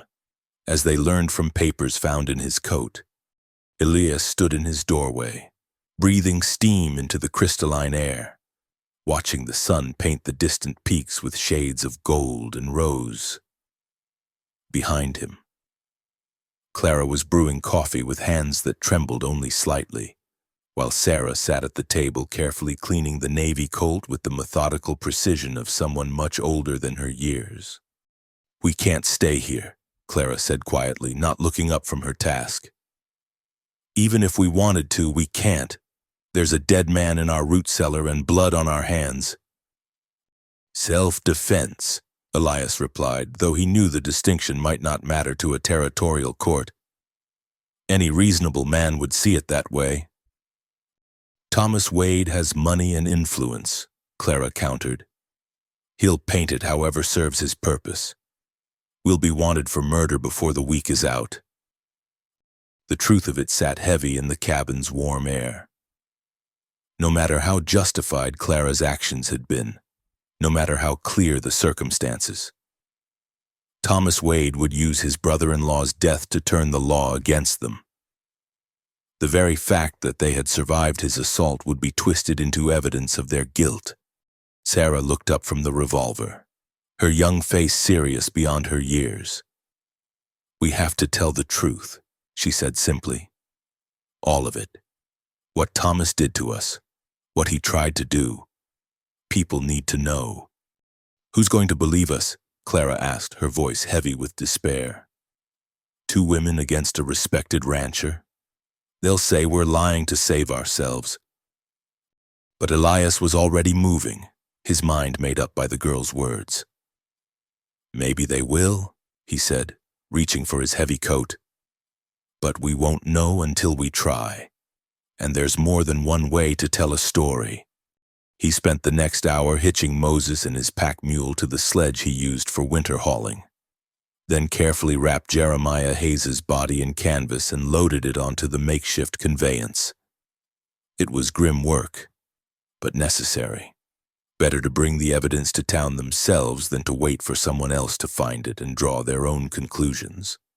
Clara and Sarah bundled themselves in every warm garment they possessed, and together the small party set out across the snow-covered landscape toward the distant settlement of Pine Ridge.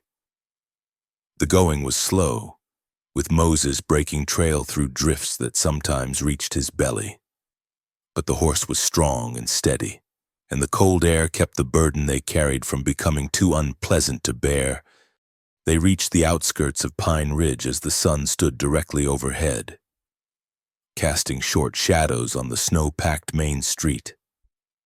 The town was larger than Elias's usual destination, boasting not only a sheriff's office and courthouse, but also a newspaper, a telegraph office, and two competing churches whose spires reached toward heaven like accusing fingers. Word of their arrival spread quickly through the small community, as such things always did in frontier towns where any break in routine was cause for excitement. By the time they pulled up in front of the sheriff's office, a small crowd had gathered, their faces bright with curiosity and the peculiar satisfaction that comes from witnessing other people's troubles. Sheriff Crawford emerged from his office, his weathered face grim as he took in the sledge's burden and the three snow-covered figures who had brought it. Behind him came Judge Whitman, a thin, scholarly man whose reputation for fairness was known throughout the territory. "Elias," Crawford said carefully, his hand resting on his gun butt. "Heard there was some excitement at your place last night?" "You could say that," Elias replied, climbing down from the sledge. "Found this fellow trying to break into my cabin during the storm. My wife was forced to defend herself when he threatened our family." The crowd murmured at this revelation, and Elias could see the calculation in their faces as they tried to reconcile this story with whatever rumors had already reached town. Clara climbed down beside him, her chin held high despite the curious stares, and helped Sarah down with gentle hands. Judge Whitman stepped forward, his sharp eyes taking in the details of their appearance. Clara's bruised face, Sarah's hollow-eyed wariness, the determined set of Elias's shoulders. "Perhaps we should continue this discussion inside," he suggested, away from prying ears. The sheriff's office was small and cramped, made smaller by the presence of so many people. but it was warm and private, and Judge Whitman's presence lent an air of official authority to the proceedings. Crawford poured coffee from a pot that had been simmering on the wood stove, and they all settled around his desk like participants in some grim family conference. "Now then," Judge Whitman began, pulling out a leather-bound notebook and a pencil. "Suppose you tell me exactly what happened, from the beginning." Clara looked at Elias, who nodded encouragingly, then began to speak. Her voice was steady and clear as she recounted the events that had brought them to this moment. Thomas Wade's increasingly violent behavior, his attempt to force himself on Sarah, their desperate flight and near death in the storm, and finally the previous night's assault on Elias's cabin. She held nothing back, speaking with the calm precision of someone who had decided that the truth, however painful, was her only weapon against her brother's lies. When she described the moment she had pulled the trigger, her voice faltered only slightly, and Sarah reached over to take her hand in silent support.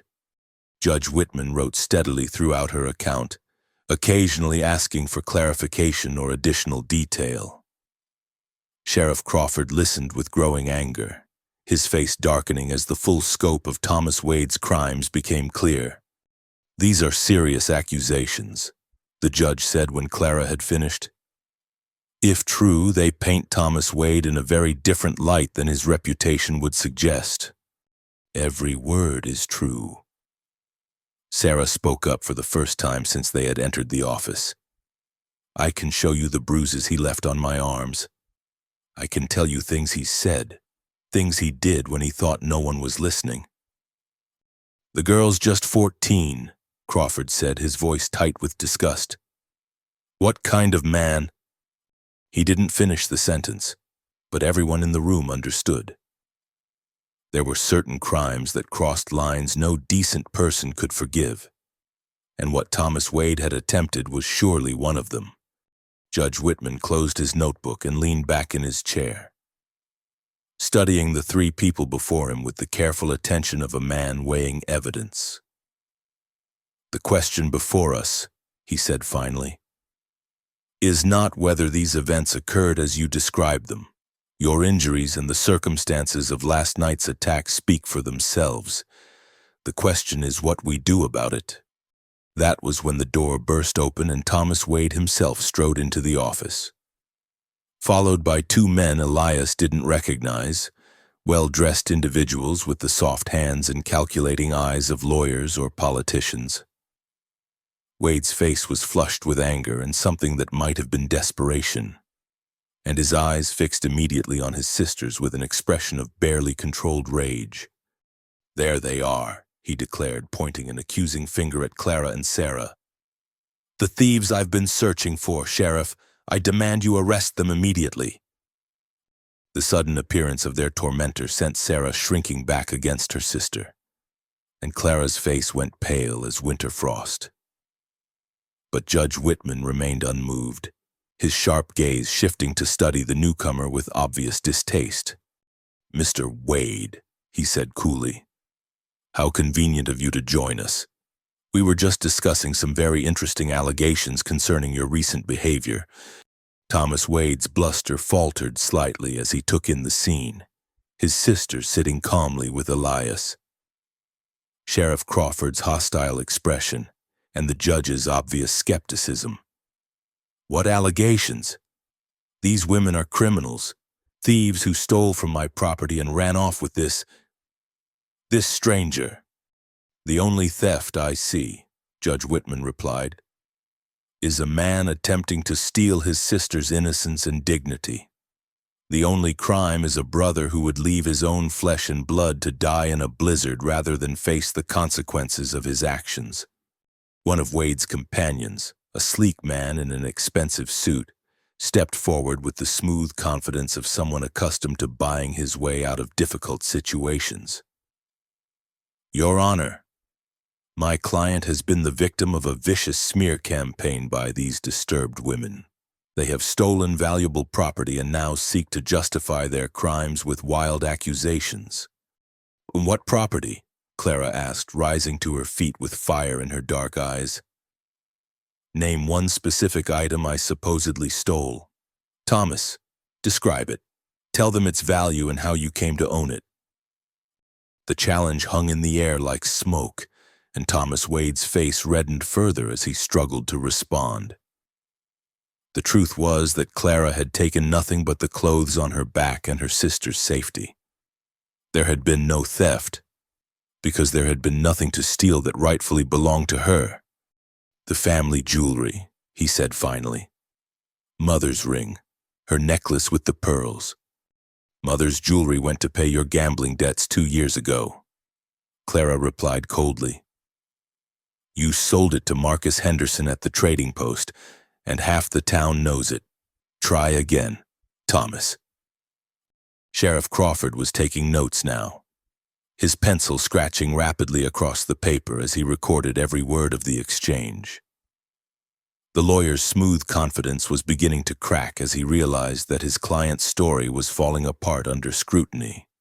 Judge Whitman leaned forward, his voice carrying the full weight of territorial law. Mr. Wade, it appears that you have wasted this court's time with false accusations while attempting to cover up serious crimes against your own family. I am prepared to issue warrants for your arrest on charges of attempted assault, false imprisonment, and conspiracy to commit murder. You can't, Wade protested, his composure finally cracking entirely. I'm a respected member of this community. I have rights. So do they, Judge Whitman replied, nodding toward Clara and Sarah. Rights you chose to ignore when it suited your purposes. Rights that include the protection of the law, regardless of their gender or family relationship to you. The judge stood, his decision made. Thomas Wade, you are hereby charged with assault, false imprisonment, and conspiracy. Sheriff Crawford, please take this man into custody. What followed was chaos. Wade's lawyers protested loudly, demanding hearings and threatening appeals. Wade himself ranted about corruption and false accusations, his voice rising to a near shriek as the handcuffs closed around his wrists. But through it all, Clara and Sarah sat quietly, holding each other's hands and watching justice finally assert itself after so many months of fear and helplessness.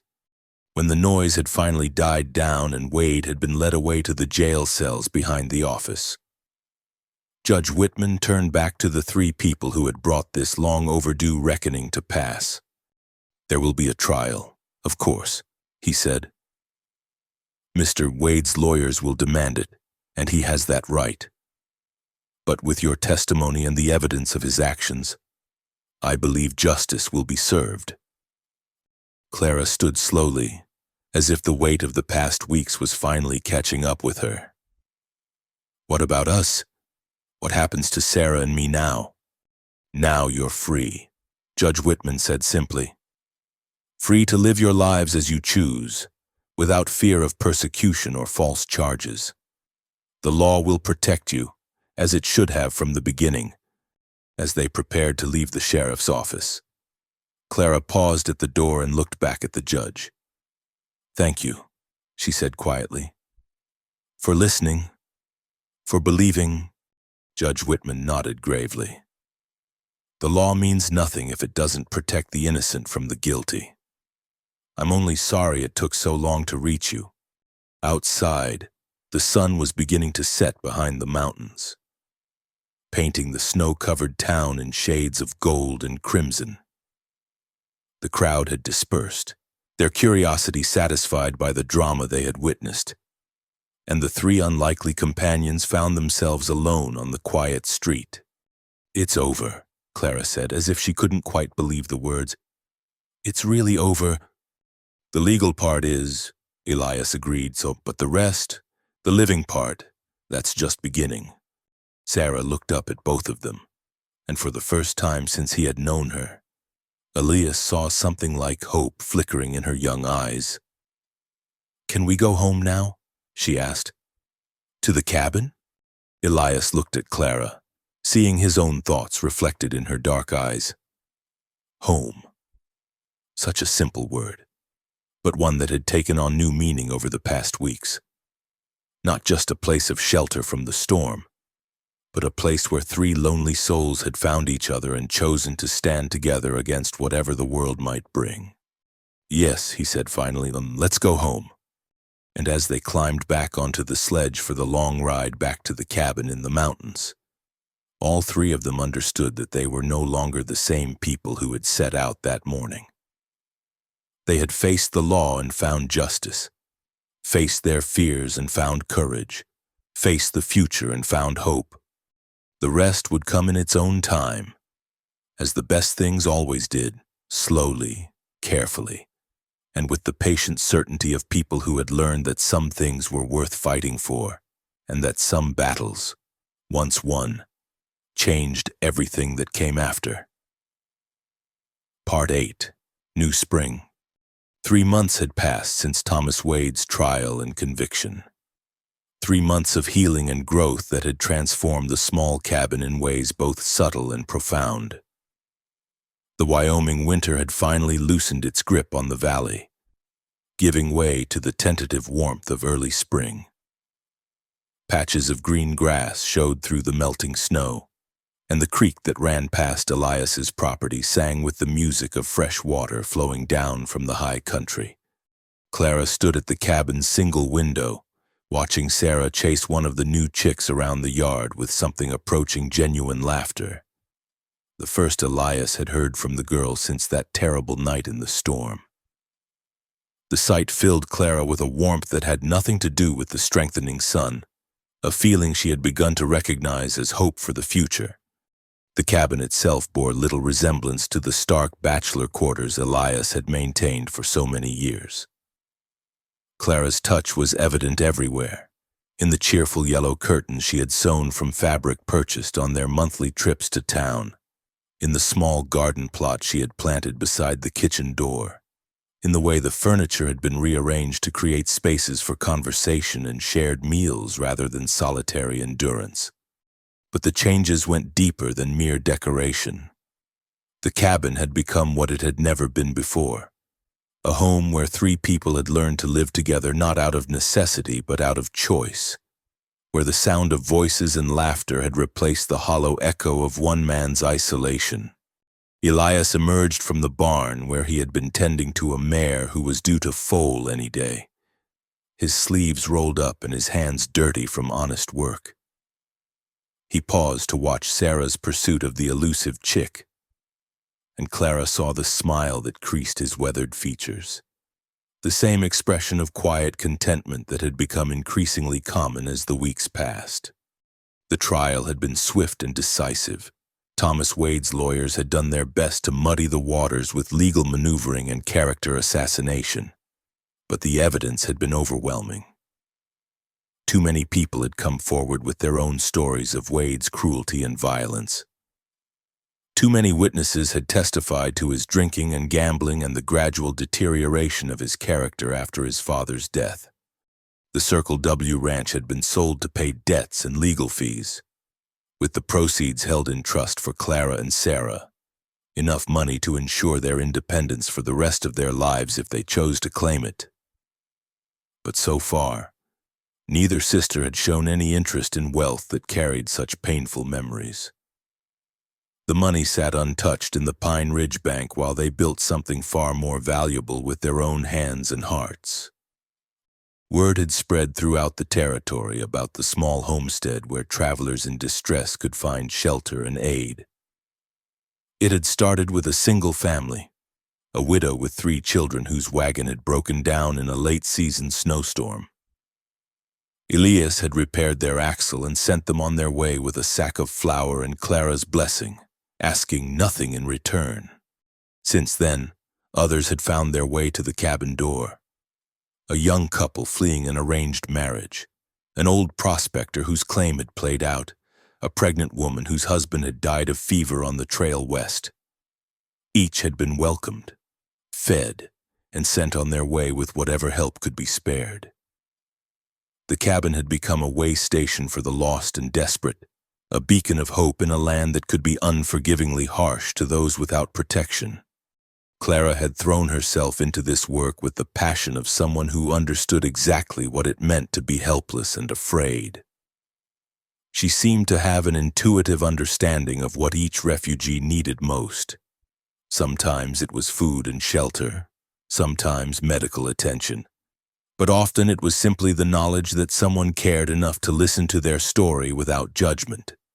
Sarah had proven unexpectedly gifted with the children who sometimes accompanied the travelers. Despite her own trauma, or perhaps because of it, she possessed a gentle patience that could coax smiles from the most frightened youngsters.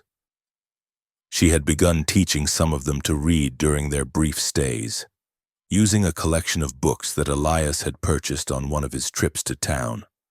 The girl was speaking more now, though still sparingly, and her nightmares had gradually faded.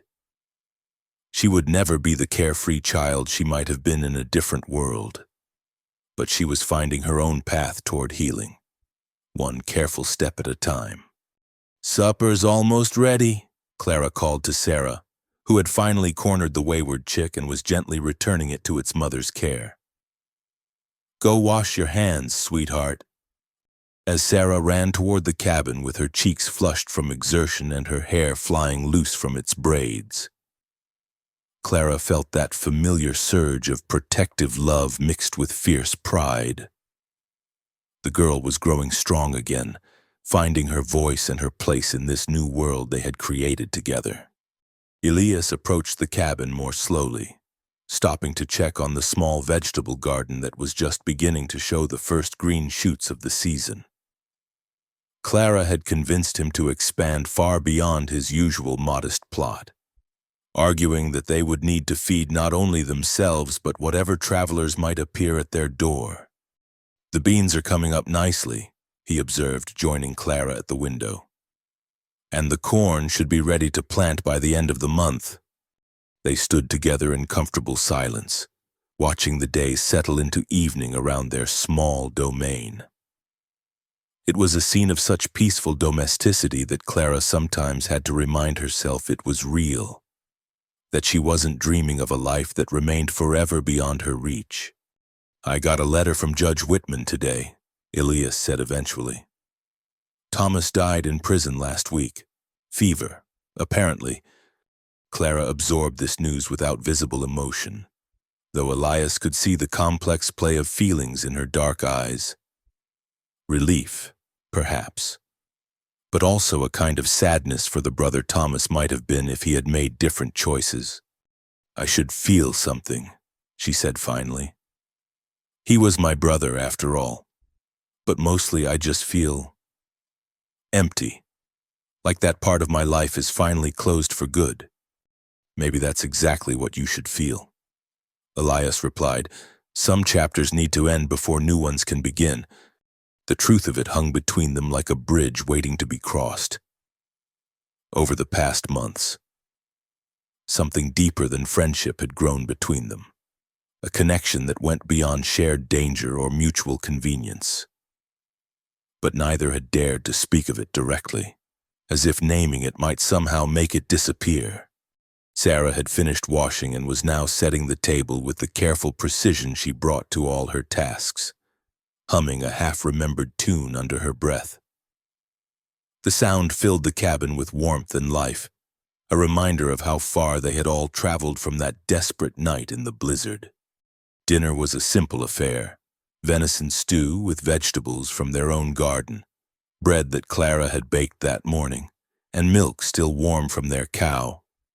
But it was served with a sense of ceremony that elevated the humble meal into something approaching sacrament, a daily celebration of their survival and continued presence in each other's lives.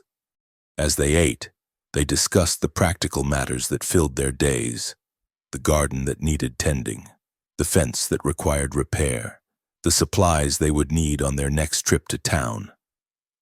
But underneath the ordinary conversation lay currents of deeper meaning, the quiet satisfaction of people who had found their place in the world and meant to keep it. After the dishes were cleared and Sarah had settled by the fire with her book, a collection of poetry that she read with the intense concentration of someone discovering literature for the first time, Clara and Elias found themselves alone on the small porch, watching the stars emerge in the darkening sky. The evening was warm enough to sit outside without coats, and the air carried the scent of new grass and wildflowers, the promise of abundance to come. Somewhere in the distance, a night-bird called its lonely song, and the creek provided a gentle counterpoint with its steady murmur.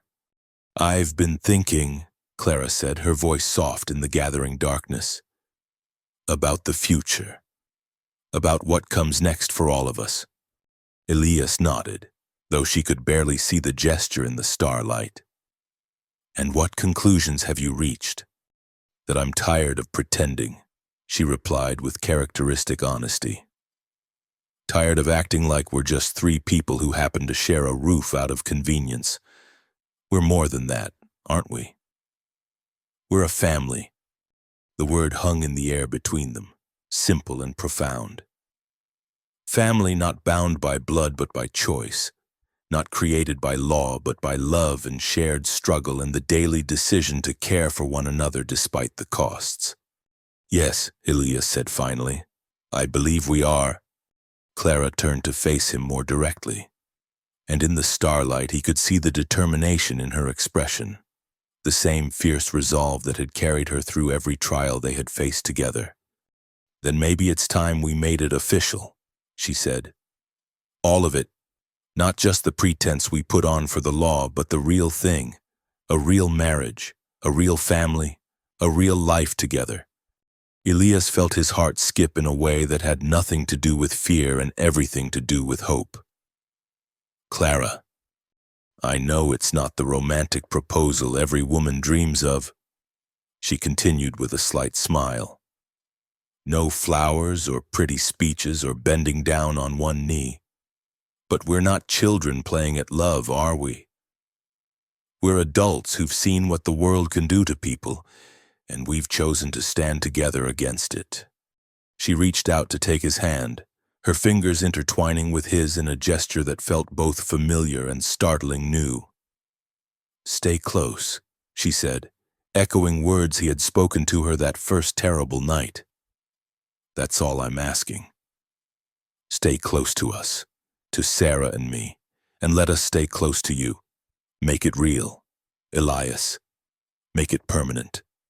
Looking into her eyes, seeing the love and trust and quiet courage that had sustained her through every ordeal, Elias found his answer in the simple truth of what they had already built together. "Yes," he said, the word carrying the weight of a vow. "Yes to all of it. To you, to Sarah, to whatever comes next. Yes." Clara's smile was radiant in the starlight, transforming her face with joy that seemed to illuminate the entire porch. Without words, she leaned forward and kissed him, not with the desperate passion of people escaping death, but with the steady warmth of those who had chosen life together and meant to make the most of it. From inside the cabin came the sound of Sarah closing her book and preparing for bed, the comfortable routine of a young woman secure in her place and future. Tomorrow would bring its own challenges and opportunities, its own small dramas and quiet triumphs. But tonight, sitting on the porch of their mountain cabin with the woman who had become the center of his world, Elias Boone felt something he had never expected to know. The deep contentment of a man who had found his home not in a place but in the people who chose to share their lives with him. The stars wheeled overhead in their ancient patterns, marking the passage of time and seasons while three hearts beat in rhythm with hope and the promise of years yet to come. Spring had arrived in the Wyoming mountains, bringing with it the miracle of new beginnings and the endless possibility of love that chose to grow even in the hardest ground. In the morning, they would begin planning a wedding, simple and practical like everything else in their lives, but no less meaningful for its lack of elaborate ceremony. Judge Whitman would perform the service. Sarah would stand as witness, and the small community that had come to respect their courage would celebrate with them. But for now, they sat together in the peaceful darkness. listening to the night sounds of their valley and feeling the deep satisfaction of people who had survived the worst the world could offer and emerged stronger for the trial. "Stay close," Clara whispered again. And Elias understood that it was more than a request. It was a promise, a commitment, and a prayer all wrapped into two simple words that contained everything that mattered. "Always," he replied. And in that single word lay the foundation of whatever future they would build together, a future as solid and enduring as the mountains that sheltered their small corner of paradise.